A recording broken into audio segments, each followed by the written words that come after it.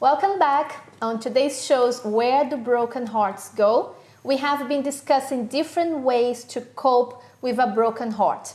And joining us in the studio today is the expert marriage coach and relationship therapist, Helen Harris. Welcome, Helen. Hello. How are you? Very well, thanks. Good. Helen, you have written ebooks about love addiction. Is there a cure for love addiction?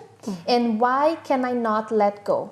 What actually is love addiction and how can affect daily life?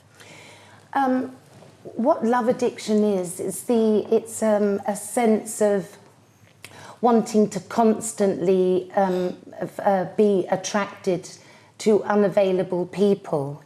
And it's also has a lot to do with the addiction to the feeling of being in love. Yes, so that it begins to dominate somebody's life. And so there's an over preoccupation with the person of addiction, the one that they might have an infatuation on, or a sense of feeling in love, or a sense of being compelled and compulsively driven by that one person. So it begins to literally take over their lives. Many people aren't able to work. One of the other symptoms is sending copious amounts of text messages, emails, FaceTime, and so that person's life literally becomes driven by the person that they're strongly attracted to. So it takes them over, or almost like it could be called a form of obsessive love. So it has very little to do with who the other person is, although they're really preoccupied by that person. That's really interesting. While you were talking, I remember years ago my brother had a girlfriend, and although I think it was more from his side, he decided to quit and finish with the relationship, and he would sometimes even treat her in a harsh way, but still she would be, around him through Facebook, or sending text messages. If he would try a new relationship, she would try to pretend that she was with him somewhere else to make the person to give up, and sometimes would think, but my God, she's young, she's beautiful, she has a future ahead. Why? She sometimes even put herself in that situation of, lying, like I was with him when it wasn't true, so we can see that it's not something healthy, because as you said, it stops the person's life, isn't it? It doesn't allow the person to develop and move on and be happy again. So that's kind of worrying. So is love addiction something that's clinically diagnosed? I mean, if someone is a love addict, kind of my rationalizing is, where do we draw the line? How does the person know that, okay, now I'm in the danger zone, now this is an addiction and not just a strong attraction as maybe someone might have it in their minds? I think that's a really interesting question, because when I've given presentations on it, many people will say, well, how do you differentiate the difference between falling in love and love addiction? And I think the answer to that question is that to answer your first question, love addiction is a clinical attachment disorder. So it begins a long, long time ago. Often people that become addicted to romantic love begin that whole process very on in early childhood. Even in adolescence, they have teenage crushes. They find themselves at 12 and 13 years of age. I've learnt all this because I work in private practice with people that suffer from love addiction, and I begin to hear all about where it began. And some people at the age of say 12 or 13, started following young boys and having crushes on young boys at school, and that the boy wasn't interested at all. And so, you know, that's when it then turns into kind of stalking behaviour in a sense. It's very sad because it's something that they're not in control with, to answer your question. It is literally about being out of control. And also, another thing I want to add to your question there is that it more feels like being in love is identified literally with being in emotional pain. So people actually believe that the more pain that they're in and the more abandonment, and this abandonment is quite a primal abandonment, equals, that means that I must be in love. So to add something to that your question, it's almost like being in love should be a joyful, life-affirming, life-enhancing experience. It's not about losing your power. It's not about powerlessness.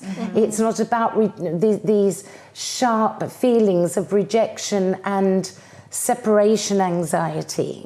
So can you hear? Some of these clinical symptoms are the actual symptoms that are driving the love addict. Wow. How do you think we can let go and move on from our heartbreak?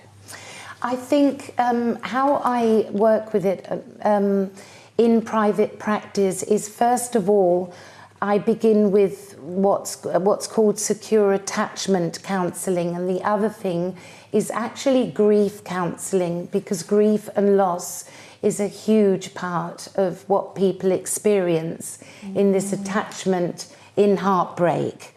So I know we're probably going to go through this afterwards, but I've got a whole, I've got about 25 exercises and strategies that I use with people, and a lot of that is by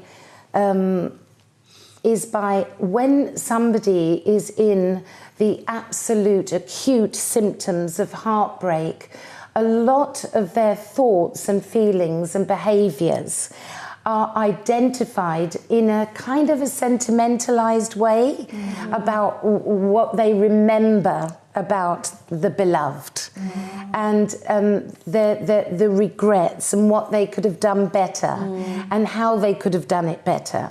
So one of the things that I actually work on in some of the exercises and strategies that I give people is actually identifying the difference between reality and fantasy, and kind of working through, was it really as sentimentalized as you're saying it was? Was it a good feeling? And many of them then begin to more identify with, in actual fact, it was one of the most painful things I could ever go through. And so it's about differentiating the difference between the fantasy of the relationship and that feeling of being in love to the actual reality of the powerlessness, the worthlessness that many people are left feeling, and a lack of dignity and self-respect. So I don't know if that answers your question. Wow. Yes, it did. Thank you. Wow. That's amazing. What do you find is the most common reason couples would need counselling? Of course, that's very different to the question of broken hearts, but in many ways, it overlaps. So my one part of my work is working with the couple relationship, and how it overlaps with a broken heart is that one of the main reasons that begins to cause a couple to lose their way with one another, and this does overlap with the whole thing of having a broken heart, is that one or the other partner becomes emotionally unresponsive or distant or unavailable or emotionally not engaged with the relationship. But of course, I'm not blaming that person because it's got all sorts of reasons. And whether that's the man or the woman or same-sex couples or things like that. But it is about a lack of emotional responsiveness and how that overlaps with the whole thing of love addiction and a broken heart is that there would be no such thing as love addiction or feeling heartbroken if the person that we were with felt mutually attracted and engaged to us. So if that person was completely present and emotionally responsive, in a way there would be no such thing as love addiction, because love addiction and heartbreak, even with couples, is fueled by the fact that it's the unbearability of another human being that we love, due to us all being pair bonding human beings, not wanting us. So we're not the chosen ones, we're the unchosen ones. So it's about being rebuffed and rejected. That's making me feel sad. Yeah. It's really deep. It is, it's very sad. And I do bring a lot of warmth and hope into people's lives. No, that's the question that I wanted to ask you. So kind of when we look at it, how sad it is, how can we then help someone who's going through all this sadness to move on? So how do you help people to move on from heartbreak? I think you mentioned, you were touching on it before. I think it has a lot to do with taking the projection out of the other, because often there's a lot of rage, there's a lot of anger, there's a lot of people feeling that they've been led on, that they've been abused, betrayed, used, and all of this.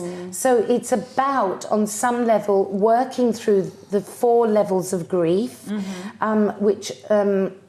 which begins with working through the shock. That's one level. And then it's disorganisation at the beginning of the grief process. And then it's denial, the inability to be able to believe that that person is really gone, because it does feel like a part of us has been amputated. So it's this disbelief. And so I'm working through the 4 stages of grief, which is linked to the attachment issues that people might have, to reconnect and reclaim with themselves and their own self-respect. And also, when I'm working with a couple, and I also have an online recovery program, Recovering from a Broken Heart, and in my workbook, it has a lot to do with understanding that even people like Marilyn Monroe felt rejected in her life. So it's about actually working through the whole thing of what does it mean to be rejected. It doesn't mean that you are unlovable. It doesn't mean that you're unwanted, that you're worthless, that you have no sense of dignity. So it's about understanding that we're all, some of us aren't going to be chosen. Sorry, there's one very important thing I haven't mentioned, and how this relates on some level to early childhood issues. So if somebody hasn't experienced a good, positive, nurturing mirror or validation or recognition in early childhood, or social exclusion at school, or bullying at school, some of these things will go towards those little ones growing up in a kind of a world of their own. So so love addiction has a lot to do with a fabrication of a kind of a fairy tale. The one, I will find my soulmate in the other. And of course, once it's been taken away, the desolation and the emptiness and the void is about the fact that he or she was the one, and now I'm nothing. So you're stripped back completely to a real sense of vulnerability. It's very, it was very informative, you know, you're coming here today, because I believe even those who are watching us could understand, maybe they can see where they are, isn't it? Where they stand. And also they can see that there is a way out. They should search for help, and they can move on with their lives. Thank you so much for your coming, Helen. Thank you for clarifying all our doubts, all our questions. Thank you. We're gonna go now for a short break, but don't go away, as we will be back with more on Where Do Broken Hearts Go? And Heartbreaking Fashion with Jessica and Anne. Coming back soon.